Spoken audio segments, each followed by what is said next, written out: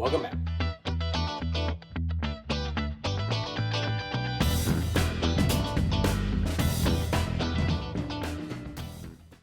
This is going to be the first Project Day episode of the 73 Ventura. This will be the first one we're actually doing something to the car.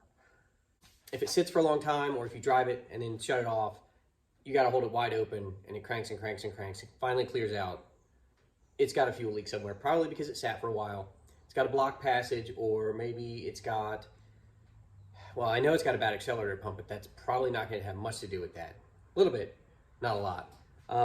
Idle mixture circuit, maybe a check ball that's stuck open instead of closed. It's just sort of some dried up gas has sort of lacquered it to the wall. So we're going to yank the carburetor off. We'll take it apart and look at it. Let's go have fun and do something we can actually fix. This may be counterintuitive, but the first thing we got to do is take this air cleaner off, because it's much easier to get the carburetor off once these are off. That's filthy. Pretty sure that that's supposed to be clipped on. That's an interesting design. All right, vacuum hoses. None. Oh, it's unclipped itself. I don't know where that went, but it's not going anywhere now. Convenient. Good for me. After that, here's our carburetor. Not too hard to take off. We got fuel line. We've got one line here that is the choke. It actually runs off exhaust heat. We've got the return spring. We've got a couple throttle cables and some odds and ends vacuum hoses, and then we'll get this thing off here.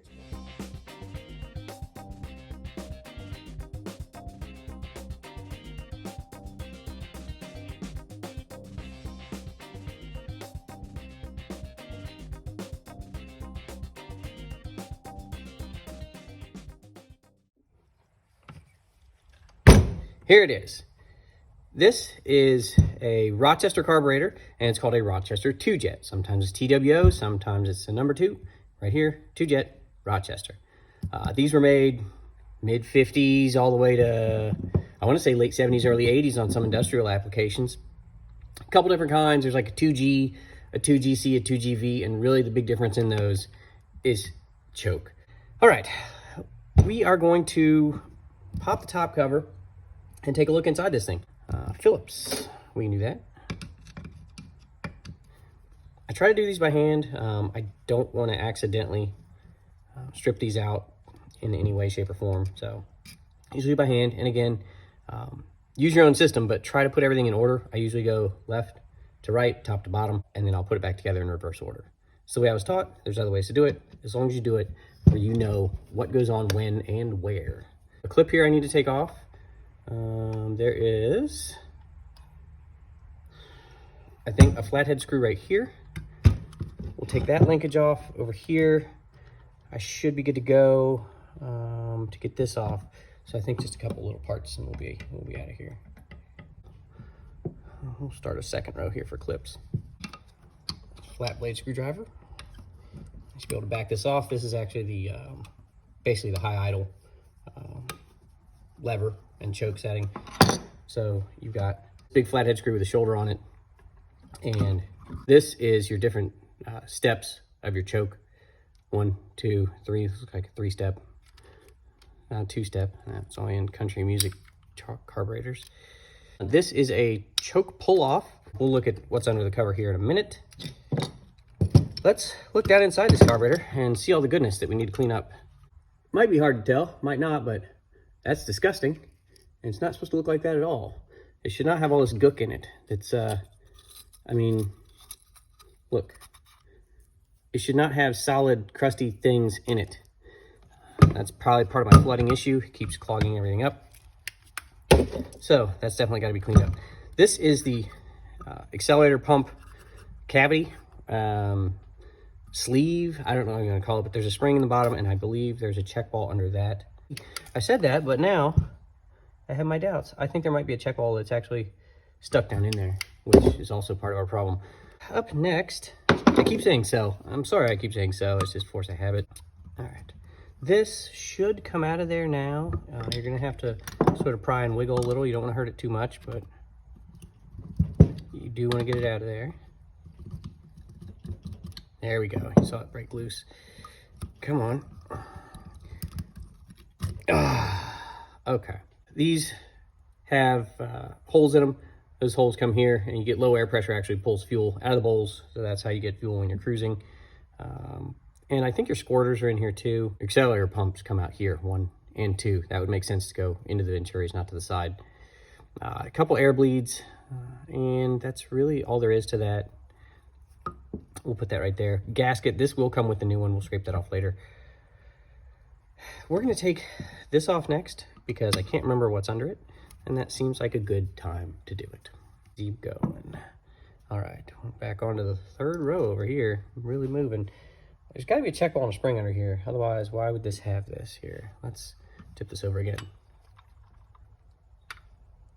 Nope, got nothing. Okay, so either something's really stuck in there, or something really isn't stuck in there. It's really hard to say, actually. All right, we want to get the jets and things out next, I think. These might just be corroded in from years of abuse. Nope, got it. Good, because I want to show you. So these are your jets. This is how much fuel is going through here and getting pulled out here through these holes because of low pressure and going in for cruising. These are numbered, and I can't read it because it's just really faded. Let's go for number 2. This car ought to run better after this too, you'd think. I mean, this is just a disgusting carburetor on the inside, so. There is this one down the bottom, this big screw. I forget what it does, but I need a bigger screwdriver. And I have to notch my screwdriver, I think, for this, but I'm not sure. No, it'll let me do it. Come on now. Oh. Sometimes, I'll show you in a second what I'm talking about on notching a screwdriver, but that's a handy thing to do for some of these sometimes. Okay, so you see how this is your typical X pattern. You could use a slotted one way or the other, but you've got this little needle in the middle. Sometimes they won't push down past flush, so you'd want to notch the center of your screwdriver out so that you can actually still get it off there with a flat blade screwdriver.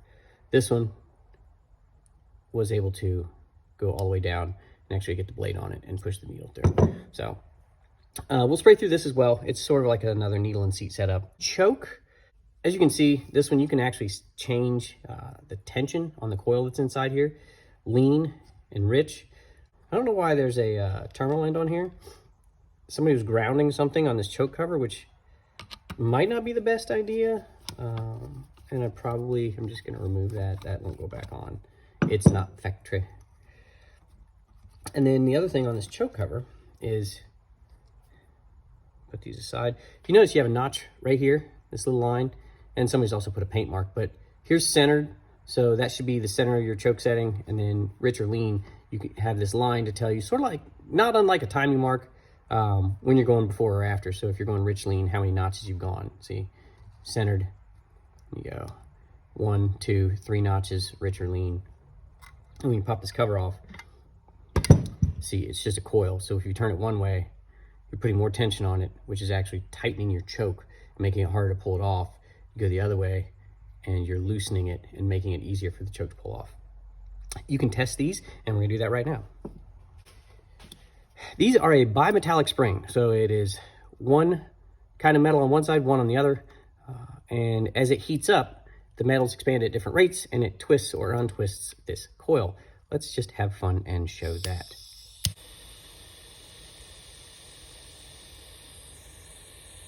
As you can see, that coil is winding up. Let it cool back off, and it'll unwind. So that one twisted. We're obviously good. All right, flip it over, we'll get the base off. There we go. Should be 3 of these, maybe 4 tops. Hey-oh. All right, turn it over, dump the screws into your hand, set them aside. 1, 2, 3. Those are all the same. Those don't matter. The only thing left really on here that we're gonna mess with that we need to take off is, here are your idle mixture screws. This is a gasket, and there are different types of this gasket as well. Hang on to this because you need to use the same kind again. We'll put that right there. Here's your idle mixture screws. You can see the tip of that just poking through there like the point of a drywall screw or something. That's your idle mixture screw. And how far into the barrel or backed out of the barrel it goes determines how much fuel gets pulled past there. I think these are bent. These are the worst idle mixture screws I've ever seen. These are actually physically bent. They'll work, but somebody really did a number on them. All right, let's put this away before I burn things. Now, we've got this apart and filthy, but that'll stay there. The only thing left here is the top of the carburetor. So here's your choke butterfly, closed, open. And that stepper takes it from here to about there to all the way open. That's your 3 steps. Choke pull off will come off. We will test that. Actually, we can do that right now as well. I will apply vacuum to this by hand. See how this has pulled in and it releases? That's what we want. It should release when you stop pumping, and it should go right back. There we go. Now we know that our choke pull off is good. And we will take off the choke pull off where it's supposed to go. All right, next you got, again, out of room. Put that up here, it'll be all right. That'll give me my room back. My room! This is all coming out of the bowl. That's just disgusting. I don't know what that is. Okay. Take this out, and that holds your float on. And we can float the float later, but being neoprene, it's probably still fine. It feels light. It doesn't feel like it's absorbed fluid, so we should be good there. This is the accelerator pump. And honestly, you don't have to take this off at all, period. The only thing we're replacing on it is this rubber. So you can leave this whole spring assembly on here if you want. And for now, I probably will. This is your top gasket that goes between the body of the carburetor and your top cover. There we go. Take that off of there, set it to the side. You don't want to throw that away yet. We'll definitely save that. All right, here's our needle and seat. This is the needle right here. You can see it's not like a hypodermic needle, but it is just a plug with a tapered end on it that they call the needle. It sits in there. It hooks onto here, which funny enough, the hook is missing for the float. It should have a little clip that goes from here to the float, and it did not, which tells me that's another problem. Then here's the seat. I'm gonna get that out with a big flathead screwdriver. Hopefully. Oh yeah, not in there tight at all. That's really nice. I don't like it when people over tighten these because you're just stressing the aluminum and it might not even seal in. There's a gasket, should be at the bottom of this, and there is, okay. Steel gasket with a coating on it. That is gonna go, it'll probably come in the kit, which is good. The only thing left to do is take off the inlet nut. Keep the tools off of here if you can. We'll take this inlet nut off. Probably a ceramic filter if there's anything in here. Maybe a short paper. Nope, ceramic. This also has a gasket on it. This one happens to have multiples for some reason. They should come with the rebuild kit. If not, save these. Since they were sealing before, they'll seal again. And inside, ceramic filter. Does not come with the kit. You can blow this out, soak in carb cleaner, whatever. They're also available. Probably, whoo, man, slippery. Not really. I just almost dropped it. No, I didn't. Maybe I did. These are available online. Usually you can blow through them. Oh yeah, that one's fine. So we're all done there. Only thing left is when we rebuild it, we'll have to take this off, and I'll show you how to put a new one on for the accelerator pump. And that's going to do it for today. So we've got this apart. I'll clean all this up. And in the next episode, we'll put this back together with all of our fresh parts, throw it back on, and see if this floods. So, carburetor's apart, and there was definitely some issues, so I'm happy I did it, and we will see you next time.